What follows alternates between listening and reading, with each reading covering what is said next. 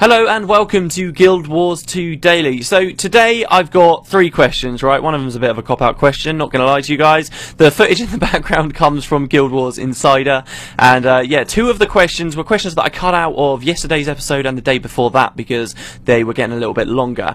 And the other question I'm going to answer right now is to do with that. I've had a lot of comments on these videos where people have been saying, oh, why are you cutting a question out? We don't mind it. I'll be more than happy to listen to a half-an-hour video of you. And that's really cool, and thanks very much, guys. But the main reason why I'm trying to keep the episode length down is that I'm planning on doing this every day, and I don't really want to stop doing this series, and there is an end to the amount of questions I could answer. There will be a point, and I'll hold my hands up right now, there will probably be a point, just because of the format of this show, where we end up covering ground I might have covered a while ago. Maybe with a fresh perspective, maybe something different will be the specific subject, but we'll be returning to certain topics. I don't want that to happen too quickly. I mean, there certainly is a hell of a lot to talk about with Guild Wars 2. I wouldn't have started this if I didn't feel like I could go a very long time talking about different topics on it.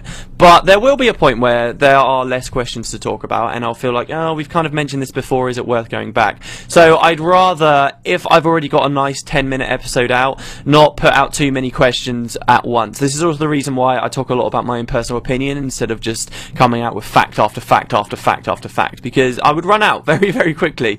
So that's kind of why I'm keeping it down to 10 minutes. I think it's a little bit more watchable at that rate anyway. So I hope you guys can understand that's just kind of what I'm hoping to go. Maybe in the future, when I make the decision that Guild Wars 2 Daily isn't going to be a questions and answers anymore, but maybe something else, we'll rush through a lot more. But that's kind of why I'm keeping it down. Hope you can understand. And yeah, what I'll do now is just take you over to the 2 questions I answered yesterday and the day before that were cut out. One of them's a very long one about mechanics, and one of them's a bit of a shorter one about the law of the gods and whether they might possibly return to Tyria. So yeah, enjoy. So this question was asked by Jen Omega, who asks, why don't the gods return to Tyria? This could be a bit of a quick question, actually. Are they afraid that they would mess up and give too much power to the others, or take too much away? Or do they just not care for it at all? Ah, another mystery. Yeah, maybe this should be the mystery episode.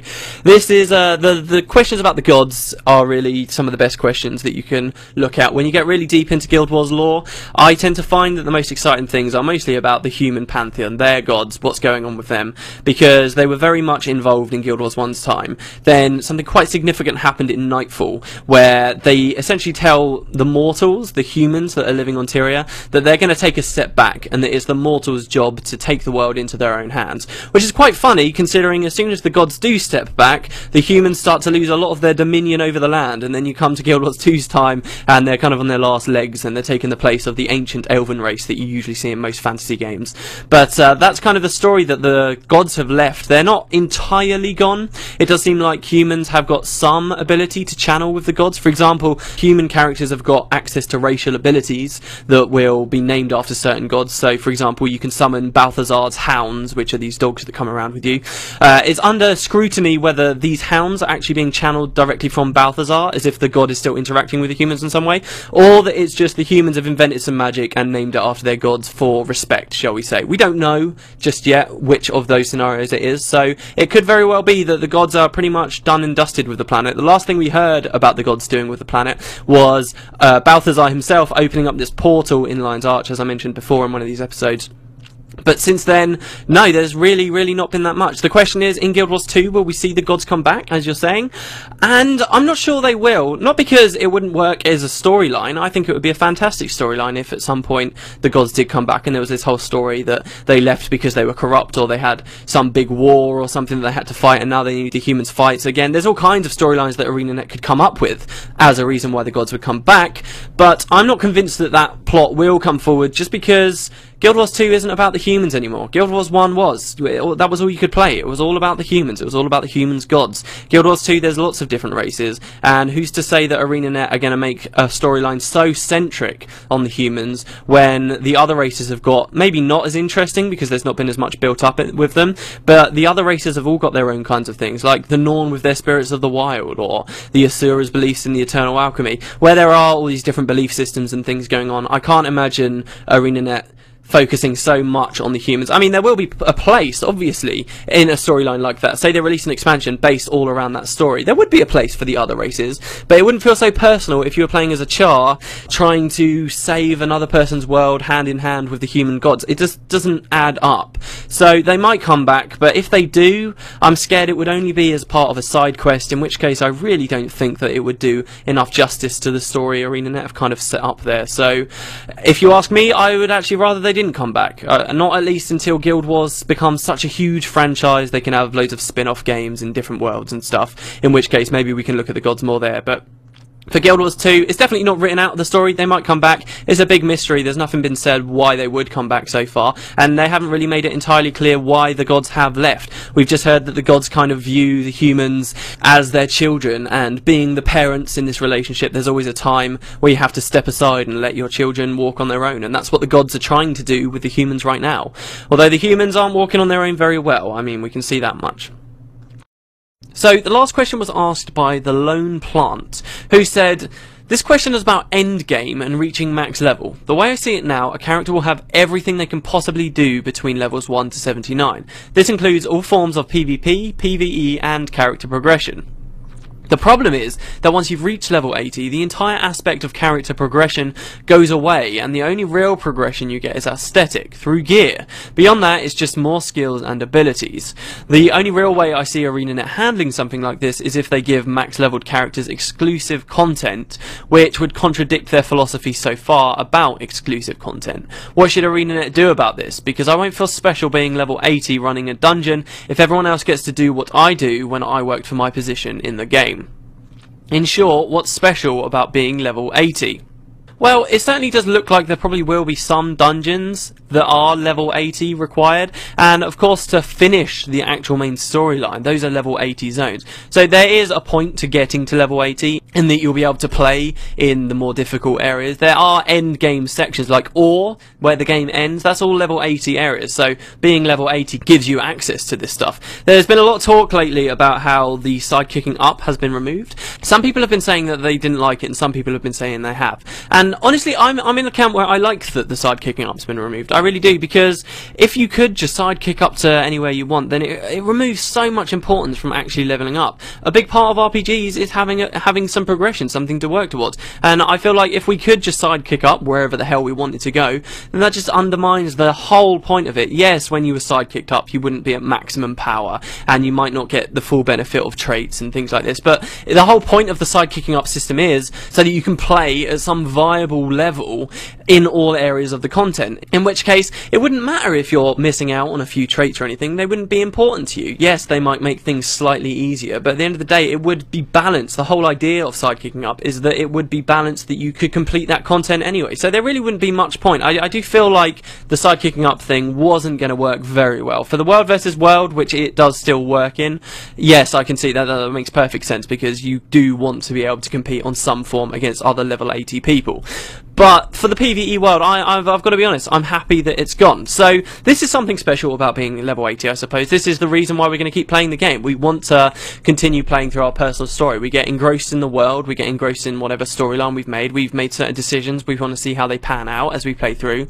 And as we continue along, I presume there are going to be moments where we realise, damn, this mission's really hard, I can't quite complete the story step. So you go off, you level up, and then slowly it continues on, and you get further in your storyline, until eventually you end at level 80. So really, in that respect, there is exclusive content for people at level 80, these PvE areas. I mean, it doesn't go much further than that, certainly, and we might have some dungeons that also are level 80 exclusive. Don't forget that although you'll be scaled down in various areas of the game, you still have some comparative level from your main level. So a level 60 scaled down to level 20 will be weaker than a level 80 scaled down to level 20. It's only going to be slight, but of course when we're looking at end game dungeons, that's something that people will want to consider.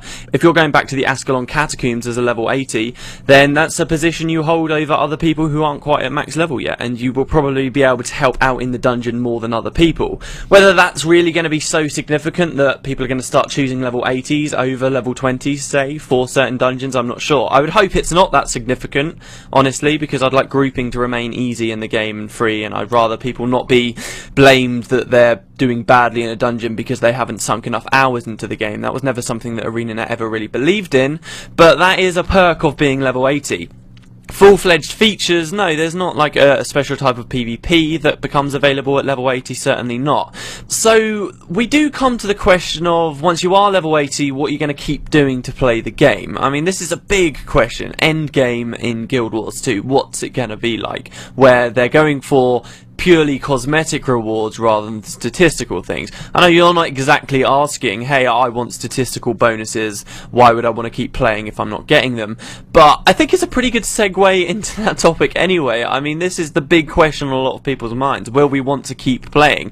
What else are we going to do once we're level 80? How are we as a level 80 special among other level 80s? I mean, we see this a lot. People are very concerned that, oh, there's no gear treadmill, what's going on here? How can I prove that I am the better player than you? What do I get for my efforts? What am I going to be working towards? I need these statistical bonuses. But do we really need more statistical bonuses when we're at level 80 to point out that we're different from other people? I don't really feel like you do. I feel like cosmetic things are enough to work towards when you're at level 80, so that you can say, haha, look, I'm better than you. I've managed to finish this super hard dungeon and I've finished it this amount of times, and look, now I've got this awesome gear to show off for it. Do we really need a statistical boost as well? Especially considering that Guild Wars 2 is going to be scaling you down, right, wherever you are anyway, so that you're appropriate for the content. What's the point in this statistical boost that makes you effectively, shall we say, level 81 while everyone else is still only level 80 because you did this super hard thing? What's the point in it when all of the content's going to be geared for level 80 anyway, so your stats will still be scaled down and it wouldn't make any difference? So I don't really think there's even a place for that kind of mechanic in Guild Wars 2. The whole idea, really, one of the key things they're trying to change is that there's not going to be a gear treadmill like this, and it is something quite big and something that can go wrong, because we can't deny how much MMOs of the past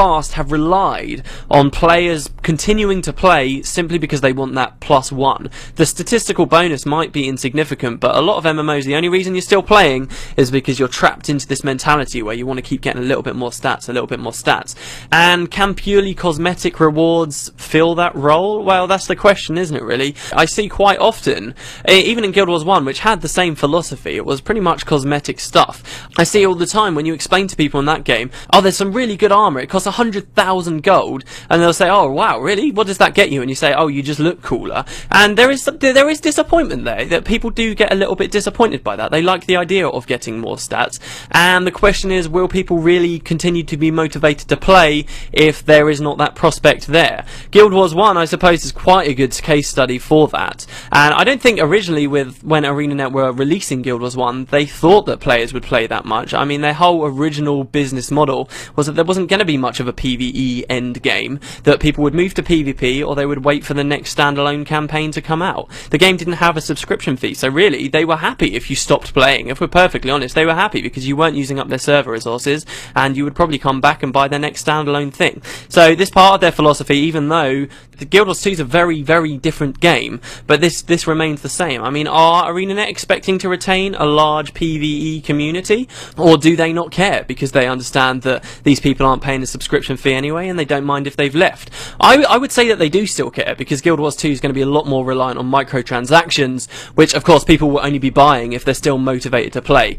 And I think, looking back to Guild Wars 1 as a case study as well, really ArenaNet only adopted that original PvE, oh there's not much endgame philosophy, with the initial launch of the game. As more campaigns were released and time went on, there were a lot of patches that introduced quite a lot of endgame content to it. I mean, if you look at Nightfall and Eye of the North in particular, but I prefer Nightfall, you can see that they started adding all kinds of things that added more progression to the game for players and focusing on elite areas that were quite repeatable. Eye of the North in particular was built with the mindset that it would be a long time before Guild Wars 2, so Eye of the North has a lot of features in it that were designed to keep people playing. It had a lot of titles that increased your character's power, which a lot of people didn't actually agree with because it seemed to go against ArenaNet's initial philosophy of you are good at the game because you have skill rather than how long you've played. But they added that kind of thing to keep people playing in a PvE end game. Those were statistical bonuses that kept people in the game, and they did resort to that with Guild Wars 1, so why not with Guild Wars 2? I always quite liked what they did with Eye of the North, and I thought it was a good way to keep people playing the game. How in depth ArenaNet's PvE endgame is going to have to be will, of course, depend on how long they're expecting the wait between expansions, but I'd say it's going to be at least a year. One of the big reasons why they even started working on a Guild Wars 2 rather than continuing Guild Wars 1 was because their original model of 6 months to develop a new game was not giving them enough time to do everything they wanted to do with their expansions and their new campaigns. So with Guild Wars 2 that will be changing, and I'm sure it will be at least a year before another expansion comes around, which means the players are going to have to be interested for at least a year, which is no mean feat. That's going to be quite difficult for them to do. There's going to have to be a lot of incentive for people to continue playing through the dungeons. I do think that cosmetic rewards are more than enough. You just need to make sure you have a lot of cosmetic rewards, and if needs be, make them very, very hard to get. At the end of the day, it's a win-win situation if you ask me. The harder the cosmetic reward is to get, the longer people are going to be playing to do it, and the more people will want it in the first place because it's just that much more prestigious anyway. Yes, if you're asking people to complete the same content over and over and over too much, things do get prone to feeling grindy. But I also think that with Guild Wars 2 and its combat and all the variation in there and how interesting the dungeons look, that players will have a much higher tolerance for repeating the same content as they might in other MMOs, simply because things can be so, and I hate the word actually, people throw it around so much, but things are more dynamic. You know, the reason why PvP doesn't get old even though you could be playing the same class on the same map constantly is because things change up so much, and because things can also now change up so much in PvE as well, hopefully players will be inclined to play through the same endgame content for longer than they might in other MMOs. But yeah, I mean, this is a big topic. I feel like I've kind of skirted around some points and not raised others, but I hope that kind of explains my opinion on it, and maybe we'll come back to it in a future date. Maybe once the game's launched, will be very interesting to see what is actually going on there. But there you go, guys. Thanks very much for watching Guild Wars 2 Daily today. I know it was a little bit of a weird one, but please feel free to leave any questions you may have in the comments section down below, and we should be back to normal tomorrow. Thanks very much for watching, you guys, and I'll see you tomorrow.